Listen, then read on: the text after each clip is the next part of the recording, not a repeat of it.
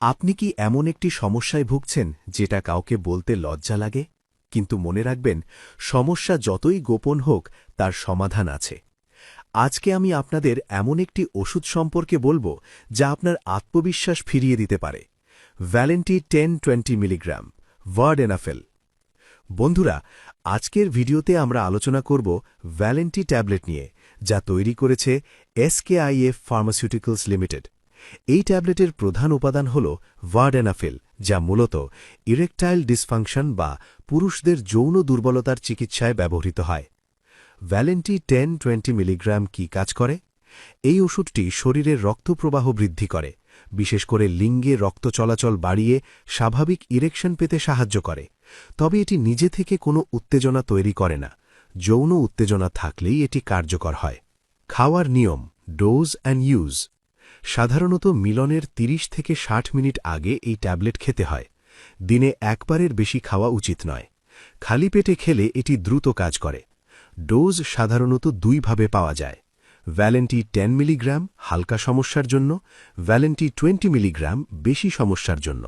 তবে এটি অবশ্যই ডাক্তারের পরামর্শ অনুযায়ী নিতে হবে। বাংলাদেশে দাম।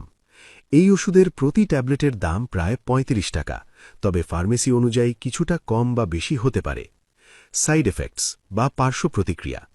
যদিও বেশিরভাগ মানুষ এই ওষুধ ভালোভাবে সহ্য করে, তবুও কিছু সাধারণ পার্শ্ব প্রতিক্রিয়া দেখা যেতে পারে, যেমন মাথা ব্যথা, মাথা ঘোরা, মুখ লাল হয়ে যাওয়া বা নাক বন্ধা লাগা।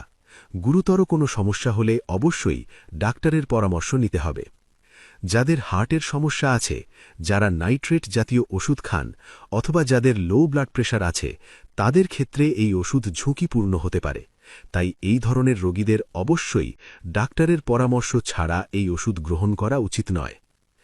এই ওষুধ নিয়মিত খাওয়ার জন্য নয়, শুধুমাত্র প্রয়োজন হলে ব্যবহার করতে হয়। অ্যালকোহল কম খাওয়া ভালো, কারণ এটি ওষুধের কার্যকারিতা কমিয়ে দিতে পারে।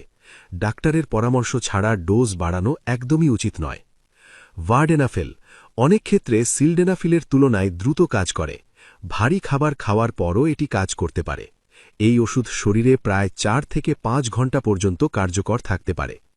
ভ্যালেন্টি বা ভার্ডেনাফেল সঠিকভাবে ব্যবহার করলে এটি পুরুষদের আত্মবিশ্বাস ফিরিয়ে দিতে সাহায্য করতে পারে, তবে ভুলভাবে ব্যবহার করলে ক্ষতির সম্ভাবনা থাকে। তাই সবসময় সচেতনভাবে ও ডাক্তারের পরামর্শ অনুযায়ী ব্যবহার করা উচিত।